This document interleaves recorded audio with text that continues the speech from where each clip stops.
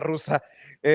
Hablemos de Mexicanos contra la corrupción y la impunidad, de Claudio X González y de estos que están muy enojados porque los exhibe el presidente Andrés Manuel López Obrador una y otra vez. Yo les pregunto, ¿qué tan válido o no es que el presidente Andrés Manuel López Obrador hable del financiamiento de estas organizaciones desde la mañanera? Y se los pregunto en momentos en que el equipo de producción me acaba de mandar un tuit que publica Claudio X González con la opinión de Macario Schettino, este economista, este experto que es también abiertamente anti-AMLO y anti-4T, y dice: cuando era opositor, Andrés Manuel López Obrador denunciaba que el fraude venía de presidencia. Ahora que es presidente, ¿de dónde viene el fraude? De su imaginación. Siempre ha mentido y lo saben ya los votantes. No debemos tener ningún reparo en enfrentarlo. Ya estuvo bueno. Ay, caray, qué palabras tan fuertes en momentos que el periódico El País asegura que Andrés Manuel López Obrador, de acuerdo a los encuestados, es el mejor presidente de los últimos 3 sexenios. O estoy alucinando, o ante qué estamos. Yo les pregunto, ¿qué tan válido es que el presidente y qué tan importante es que el presidente haga esta labor desde la mañanera, Elisa? A mí me parece muy relevante el hecho de que, digamos, por fin en la máxima, digamos, experiencia de comunicación que tenemos desde la llegada de Andrés Manuel López Obrador, que es la mañanera, yo insisto en decir que es un espacio muy importante porque, bueno, porque abre debates y porque sobre todo da pie a que exista, digamos, mayor transparencia y rendición de cuentas. Entonces, a mí, digamos, más que válido o inválido, lo leo en términos de contexto político que tenemos y me parece muy relevante que Andrés Manuel López Obrador hable de algo que no ha existido recién, sino que ha venido existiendo desde hace varios años, pero que nadie le había puesto, digamos, a nivel político, la atención que se merecía, que es quiénes son estas organizaciones civiles o organizaciones no gubernamentales, que por supuesto ahí hay una importante heterogeneidad, no todas son iguales, no todas son lo mismo, pero concretamente, ¿quiénes son estas organizaciones no gubernamentales que tienen y han tenido, sobre todo en los últimos 2, 3 años, pues una posición abiertamente beligerante en contra del gobierno de López Obrador? No porque, no solo porque tengan esta posición, digamos, contestataria con el poder, porque bueno, ellos van a decir siempre que su intención siempre es la de impulsar los cambios, la democracia, las buenas políticas públicas, las buenas prácticas. Eso, digamos, es el discurso. Y no me voy a meter ahorita a calificarlo, no, sino que estas ONGs, que en el caso específico de Claudio X González ha venido brillando, digamos, teniendo mayor presencia en la opinión pública, pues es evidente que son ONGs que tienen, además del financiamiento de los Estados Unidos por vía de estas otras organizaciones norteamericanas como la USAID y la NED y demás, tienen el financiamiento y sobre todo el apoyo de empresarios en México, ¿no? Y a su vez tienen una red internacional con, digamos, otras organizaciones y demás que tienen intereses sobre todo más cargados hacia la derecha y hacia la defensa de los intereses empresariales. Entonces,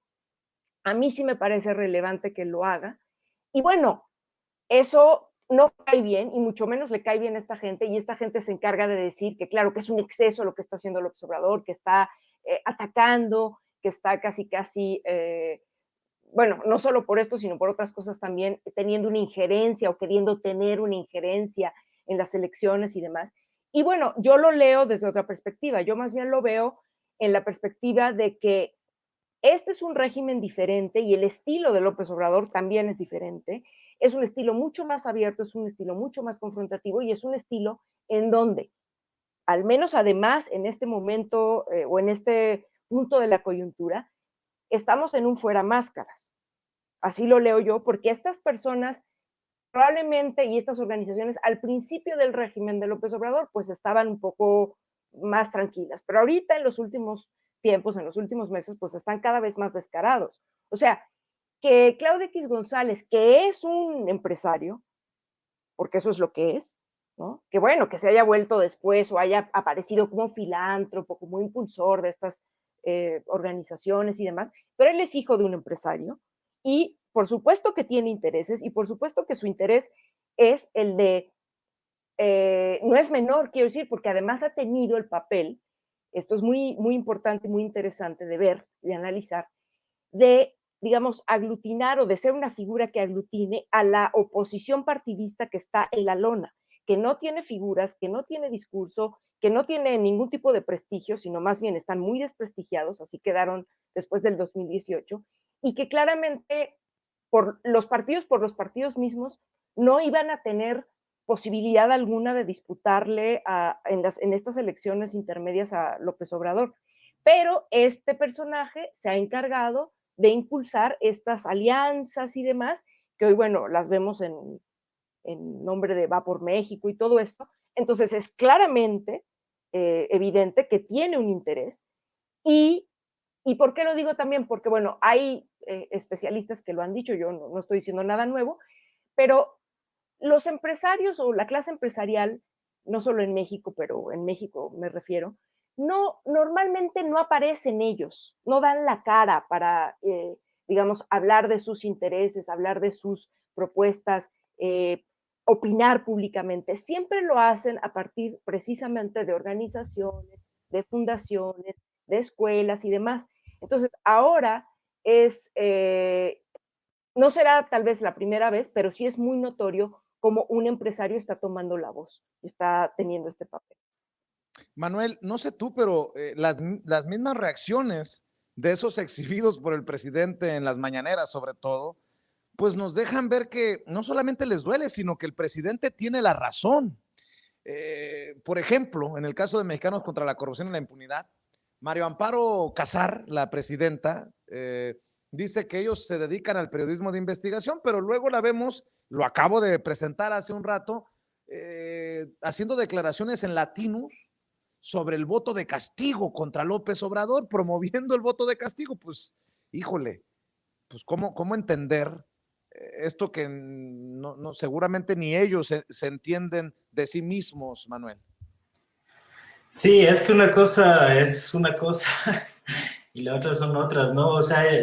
yo de repente sí reconozco que ha habido investigaciones interesantes por parte de Mexicanos contra la Corrupción y la Impunidad. Yo respeto mucho a colegas que siguen ahí y que han pasado por esa organización, pero el respeto que yo pueda sentir por el trabajo de esos compañeros no quita que, pues a final de cuentas es un organismo impulsado por los intereses detrás de Claudio X González, que abiertamente tiene una agenda política muy marcada, ¿no? Y la misma María Amparo Casar, pues también tiene una agenda política muy definida. Entonces, yo no veo por qué